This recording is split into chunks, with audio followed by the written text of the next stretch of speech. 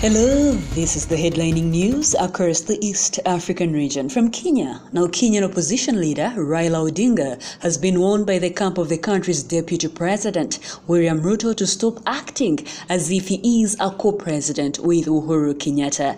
Ever since President Uhuru Kenyatta's famous handshake with his arch-rival Odinga, he has been carrying himself like the country's co-president.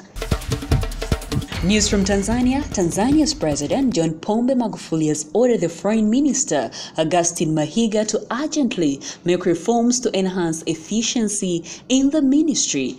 Magufuli says at the moment, the minister needs competent directors to represent him abroad, so he does more work in the office rather than traveling. The president says it is also much cheaper to send a director abroad than a minister.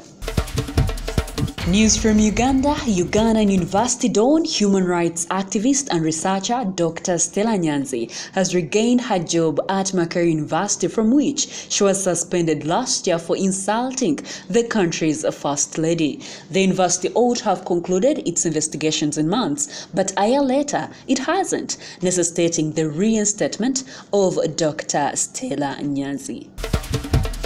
In Rwanda, the Ministry of Health, in collaboration with Health International, has unveiled a 5-year project to tackle preventable infant and maternal deaths under the $48.5 million project dubbed Ingobi, which is loosely translated as Palaquin. The ministry seeks to tackle preventable health issues that threaten the lives of mothers and children through high-quality and integrated healthy services.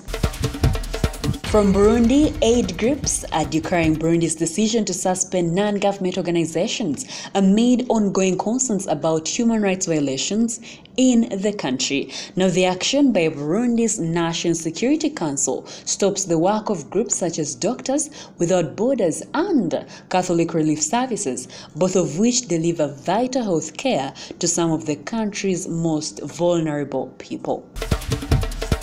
We close the bulletin from South Sudan. 32 members in the first group of Vietnamese Level 2 Field Hospital have arrived in South Sudan to carry out peacekeeping in the country. The Defense Ministry held a ceremony on Monday at Tan Son Nhat International Airport to see off the first group. The remaining 35 members will arrive 2 weeks later. South Sudan warring parties recently signed a peace deal that is hoped to bring peace in the war-torn Africa's youngest country. That was the headlining news across the East African region.